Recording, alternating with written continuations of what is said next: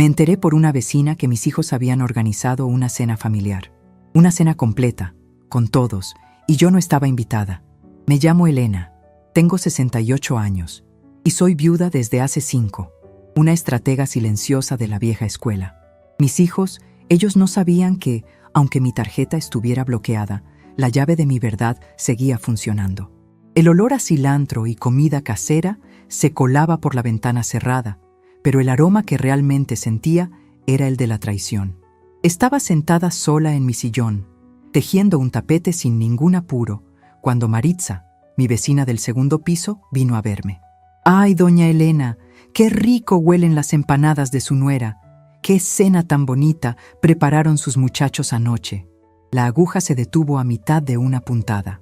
Sentí que el aire se me escapaba de los pulmones como cuando uno intenta silbar con la boca seca.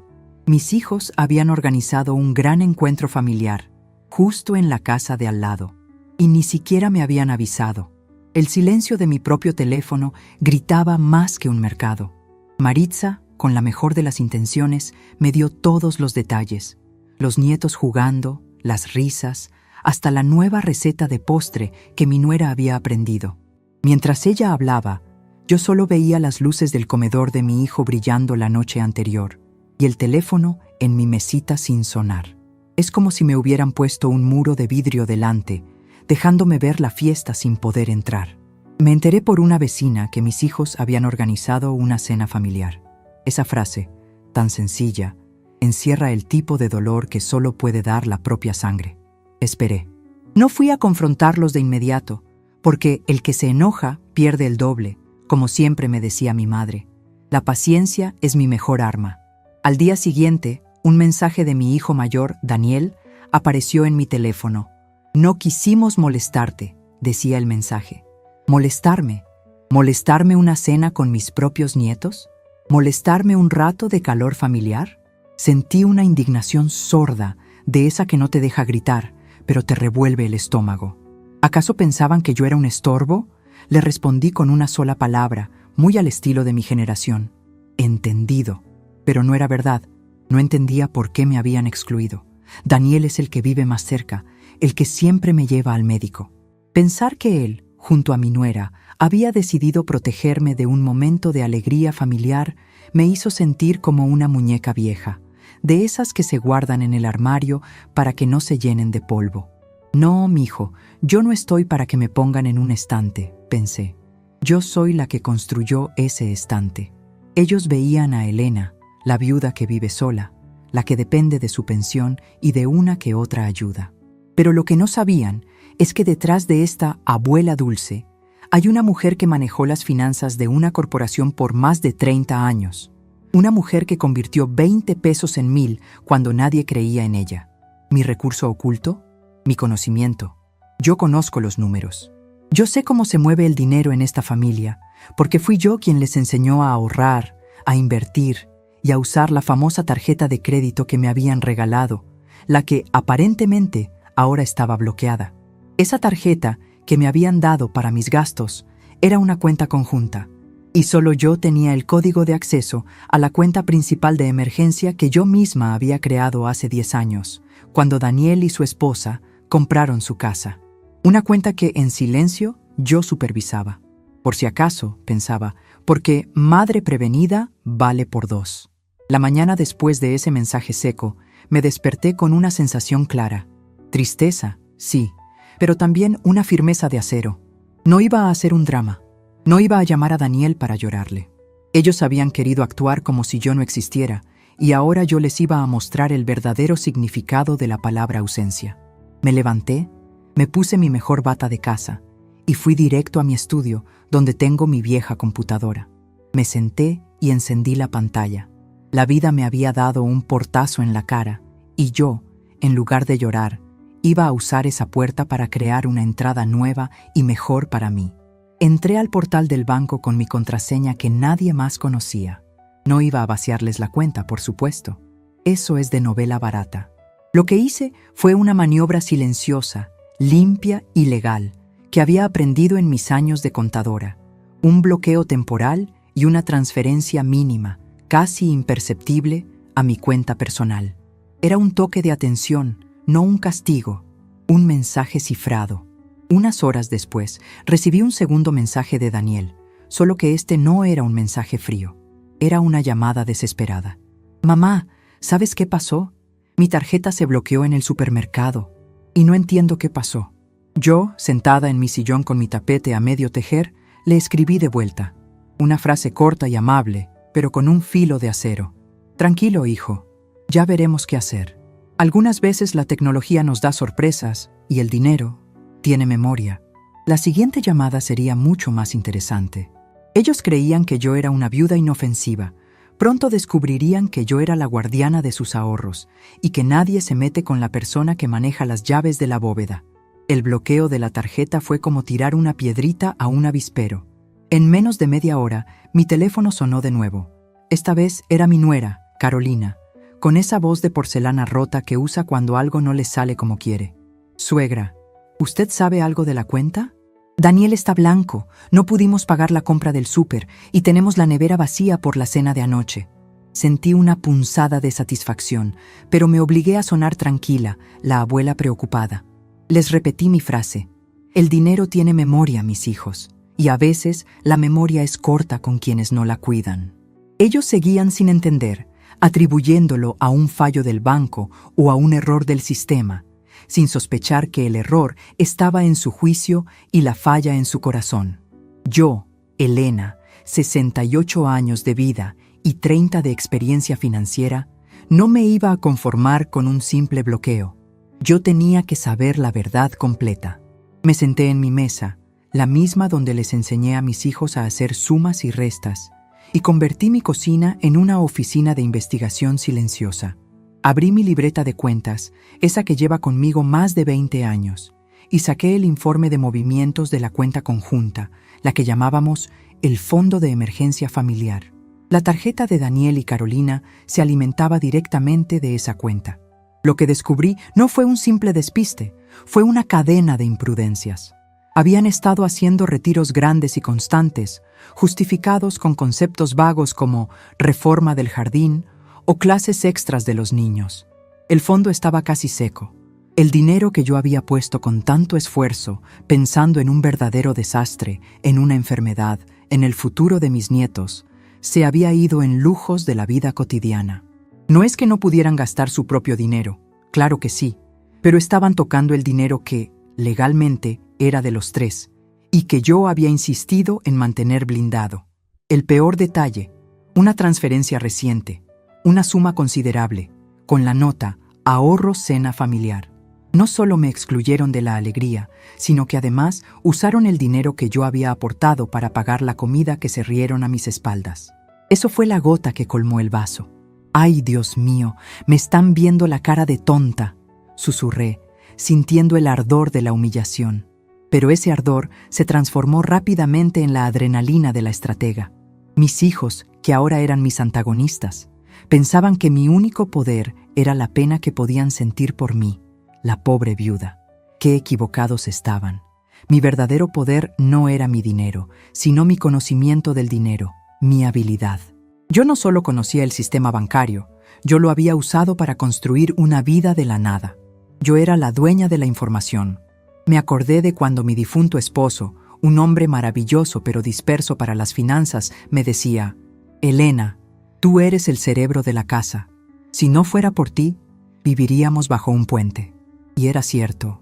A lo largo de los años, me había acostumbrado a ser la gestora silenciosa, la que hacía que todo funcionara sin que nadie se diera cuenta. Mi plan se empezó a dibujar en mi mente con la claridad de un balance contable. La fórmula perfecta era la de la exclusión que ellos me habían aplicado, sumada a mi plan estratégico, para lograr una revelación impactante. Ellos me veían como la abuela de «teje, teje y no te metas». Pero mi monólogo interno era de una general planificando la batalla. Ustedes quisieron enseñarme una lección de no molestar, pues yo les voy a enseñar una lección de respeto y consecuencia. El problema no era el dinero, sino el desprecio, la falta de consideración de verme como una carga o un mueble viejo. Llamé a mi amiga Teresa, que trabaja en un estudio jurídico y es tan discreta como una tumba. No le conté todo, claro que no. Solo le pregunté sobre las cláusulas de los fondos de emergencia conjuntos, las obligaciones morales y los derechos legales. Teresa me confirmó algo esencial. Legalmente, el dinero que yo había aportado y que ellos usaron para esa cena debía ser restituido, o al menos ellos debían dar una explicación formal de su uso. Eso era oro puro. No quería demandarlos, solo quería tener la artillería pesada en el bolsillo. Mientras tanto, Daniel me seguía enviando mensajes, ahora más nerviosos, preguntándome si el bloqueo de la tarjeta no era un problema en el sistema bancario que yo, por mis años en contabilidad, podía ayudar a resolver. Me pedía que llamara al banco, que usara mis contactos. ¡Qué descaro! Ellos me excluían de la familia, pero me incluían en los problemas. Le respondí con calma. Hijo, llama al banco, pregunta sobre los movimientos inusuales de las últimas semanas. Quizás ahí está la clave. Darles esa pequeña migaja de información era parte de mi estrategia, como soltarles un hilo para que lo sigan hasta que se enreden por completo. Comencé a ejecutar la segunda parte del plan, contactar a mi notario. Yo había hecho mi testamento hacía un año, repartiendo mis bienes entre mis 3 hijos. Ahora lo iba a modificar sutilmente. No iba a desheredar a nadie, de ninguna manera. No soy así de cruel, pero sí iba a establecer un fideicomiso, una figura legal elegante y compleja. El acceso a una parte considerable de su herencia, la parte de mis inversiones personales, no de la casa, quedaría condicionado a una cláusula simple y precisa: la demostración de respeto y comunicación familiar constante. Eso sí que les iba a doler más que cualquier bloqueo de tarjeta. Mis nietos, por supuesto, tendrían sus fondos asegurados de mi parte, sin condiciones, porque los niños son sagrados. Me paré frente al espejo. La mujer que veía no era una víctima, ni una tonta. Era una mujer curtida, que sabía que la sabiduría de la edad no está en el silencio, sino en saber cuándo y cómo hablar. Me puse mi mejor chaqueta, esa que usaba para las reuniones importantes, aunque solo fuera a ver al notario. Mis hijos solo veían la punta del iceberg, la tarjeta bloqueada en el supermercado. Pronto iban a sentir el peso de toda la montaña que yo había construido debajo. Salí de casa sintiendo que cada paso era firme, planeado. Ellos creían que me habían silenciado con una excusa barata, pero lo que habían hecho era activar a la contadora más astuta de la familia. Y esa contadora estaba a punto de cerrar el balance de cuentas pendientes.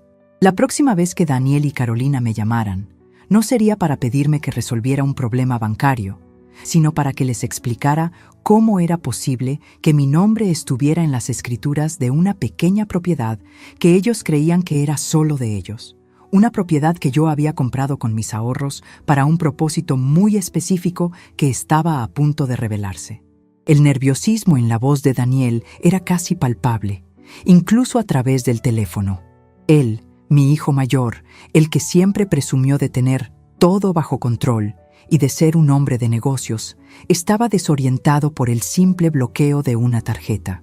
Yo no levanté la voz, no hice reproches sobre la cena.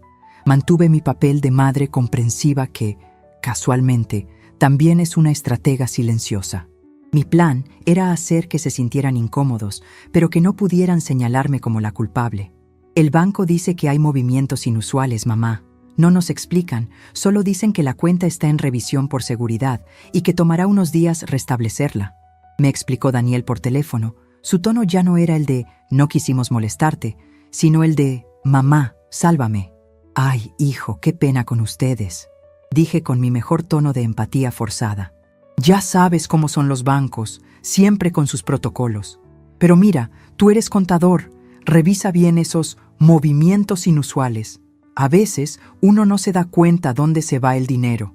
Solté esa frase como quien deja caer una pluma, pero con la intención de que perforara el piso. Quería que él mismo llegara a la conclusión de que la causa era el uso irresponsable del fondo de emergencia. Quería que vieran el desorden sin que yo se lo señalara con el dedo. Mientras Daniel y Carolina se devanaban los sesos tratando de descifrar el jeroglífico bancario, yo intensifiqué mis acciones con precisión calculada. La visita al notario había sido fructífera. Mi abogado me confirmó que el fideicomiso, con la cláusula de respeto y comunicación, era totalmente legal. Era mi manera de asegurar que la lección no fuera temporal, sino que se convirtiera en una nueva dinámica de poder en la familia. Pero mi jugada maestra no era el testamento, era la casa de la playa. Hace unos años, con dinero que yo había ahorrado vendiendo unas propiedades que heredé de mi abuela, compré una pequeña casa en la costa. Era un lugar modesto, que solo usaba 1 o 2 veces al año. Daniel y Carolina siempre pensaron que esa casa era de ellos, o que, en el peor de los casos, era un regalo que yo les había hecho verbalmente. Nunca se molestaron en revisar los documentos, asumiendo que el trato era firme, simplemente porque yo era su madre. Se habían dedicado a reformarla y a usarla con la comodidad que da lo que uno cree propio. Esa casa era mi recurso oculto más valioso, y ahora era el momento de usarla como palanca. Llamé a Daniel con un tono casual, como si estuviera hablando del clima. «Hijo, necesito que me hagas un favor. Me están pidiendo unos documentos de la casa de la playa para una cosa de impuestos, ¿sabes? Necesito que me mandes la copia de la escritura que tienes guardada en el escritorio». Hubo un silencio largo al otro lado de la línea. Era el silencio de la confusión de los antagonistas. «¿Qué escritura, mamá? ¿La casa? La pusimos a nuestro nombre hace años, ¿no te acuerdas?», preguntó Daniel, su voz comenzando a sonar menos nerviosa por el banco y más tensa por la propiedad. «Ay, mi vida. ¿Acaso piensas que yo tengo Alzheimer?», le dije con un toque de humor, para bajarle la guardia, pero con la firmeza de mi personalidad de estratega silenciosa. «Yo nunca firmé traspaso de propiedad, mijo. Firmé una donación de uso vitalicio a mis nietos.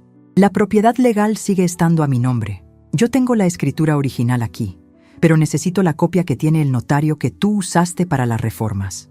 La verdad era que ellos nunca habían completado el traspaso. Pensaron que era un mero formalismo. Nunca registraron la casa a su nombre, confiados en que la abuela Elena nunca haría algo al respecto. El pánico se instaló en Daniel. Lo sentí.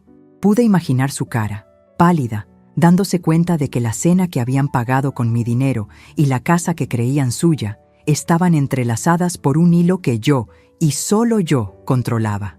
«Mamá, ¿de qué estás hablando? ¿Cómo que la propiedad sigue a tu nombre?». Su voz se rompió. «Hablo de que, como dije, el dinero tiene memoria, y los bienes también.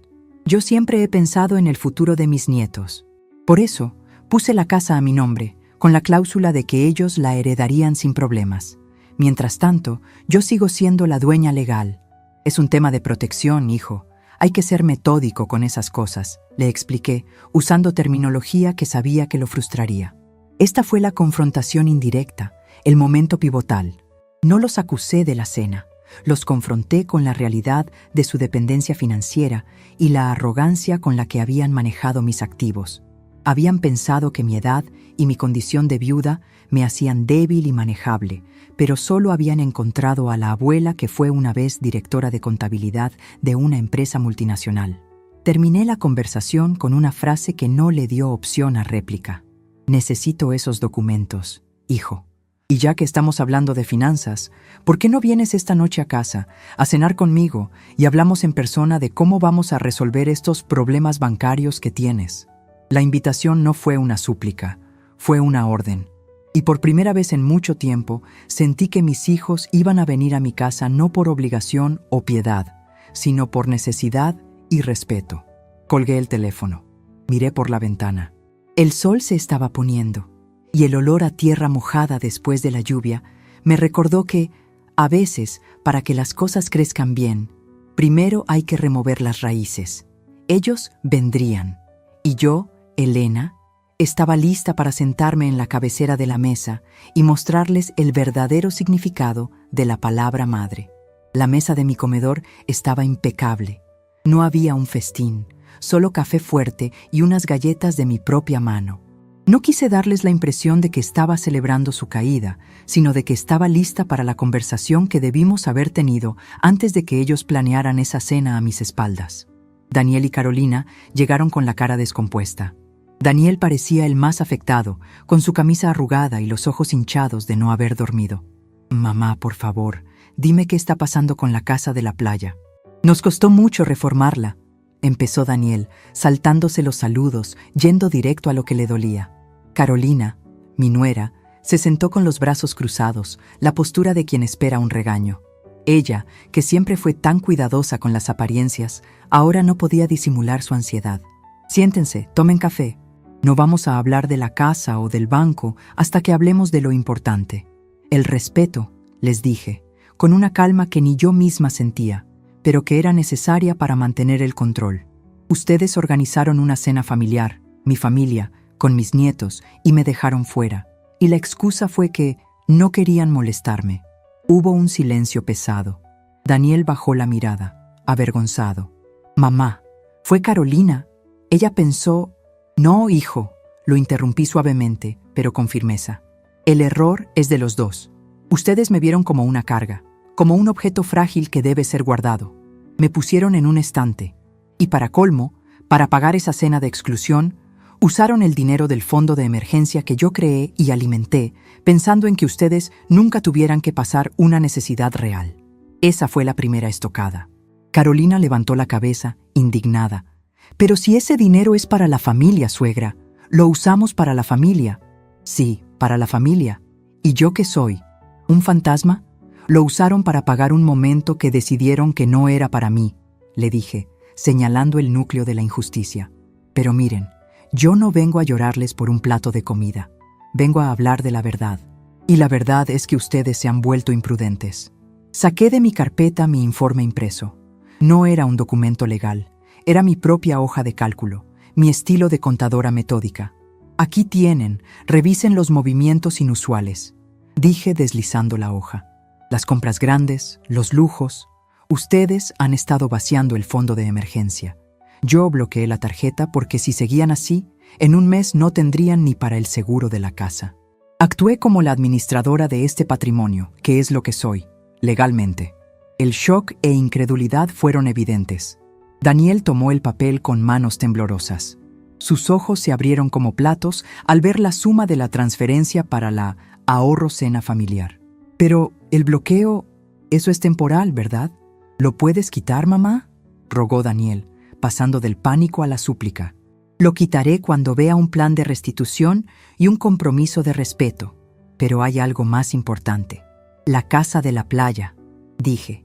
Y ahí vino la revelación completa del poder. El giro contextual.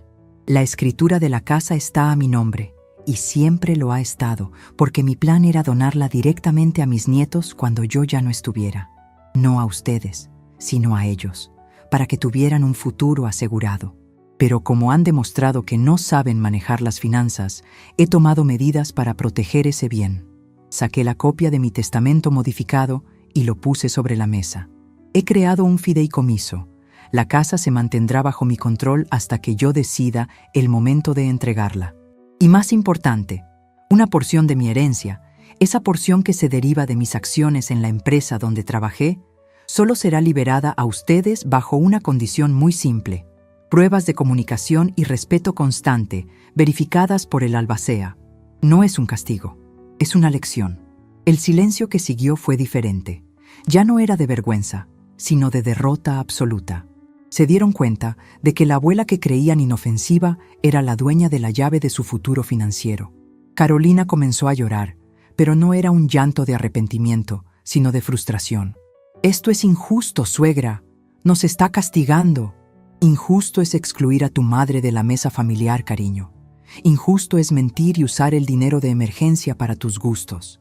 No los estoy castigando, los estoy forzando a respetarme. Yo soy la cabeza de esta familia. Y eso lo gané con 68 años de trabajo, no por casualidad», respondí, mi voz sin temblar. Daniel finalmente me miró a los ojos, y por primera vez vi una mezcla de admiración y miedo. «¿Y qué tenemos que hacer, mamá?». Lo primero, devolver el dinero que sacaron del fondo. Y lo segundo, de ahora en adelante, me avisan de cada reunión familiar con al menos una semana de anticipación, y yo soy la primera invitada. La próxima cena familiar la organizaremos aquí, en mi casa. Me levanté, dándoles por terminada la reunión. La nueva dinámica de poder estaba establecida. No era una dictadura, sino la restauración del orden. Antes de que se fueran, Daniel se detuvo en la puerta y me abrazó. Fue un abrazo diferente, no de afecto superficial, sino de reconocimiento. «Lo siento mucho, mamá. De verdad, no te volveremos a no molestar. Más vale que no, hijo, porque las canas no solo vienen con el paso de los años, vienen con la sabiduría de saber dónde guardar los documentos importantes, le dije, cerrando la puerta con una sensación de triunfo que no era dulce, sino necesaria. Sabía que la transformación no terminaba ahí. La verdadera prueba sería ver si esta humillación les había enseñado a valorar lo que realmente importaba, antes de que el dinero volviera a fluir. La semana siguiente a la confrontación fue de una calma tensa. Daniel me transfirió de inmediato el dinero que había sacado del fondo de emergencia, con un mensaje formal. Mamá, el fondo está restituido. De ahora en adelante, solo lo usaremos para emergencias reales. Prometido. Carolina, por su parte, me llamó para invitarme a almorzar, no con la voz de obligación, sino con una cautela nueva, respetuosa. La nueva realidad se había establecido. Yo era la matriarca, no por decreto, sino por el poder que había decidido ejercer. Ellos habían aprendido una lección vital, que la dignidad de una mujer mayor no se negocia con excusas baratas. La transformación de la dinámica familiar se hizo palpable en el siguiente evento. Daniel y Carolina, siguiendo mi regla recién establecida, organizaron la cena de cumpleaños de mi nieta mayor, pero esta vez la hicieron en mi casa. Ellos cocinaron, sirvieron y, lo más importante, me consultaron sobre el menú y la lista de invitados. Mientras preparaban la comida, vi a Daniel revisando sus cuentas con una seriedad que no le había visto en años. Lo miré y sonreí. ¿Qué haces, hijo? Organizando las finanzas, mamá. Estoy creando un presupuesto para los gastos del mes, dejando un colchón para imprevistos. Me di cuenta de que teníamos la casa de la playa y el fondo como una red de seguridad, y eso nos hacía perezosos con nuestro propio dinero, admitió, con una honestidad refrescante. Me hiciste un favor al bloquear la tarjeta.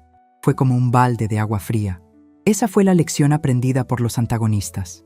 No solo habían entendido la parte financiera, sino la moral. El dinero es un recurso, pero el respeto es la verdadera riqueza de la familia.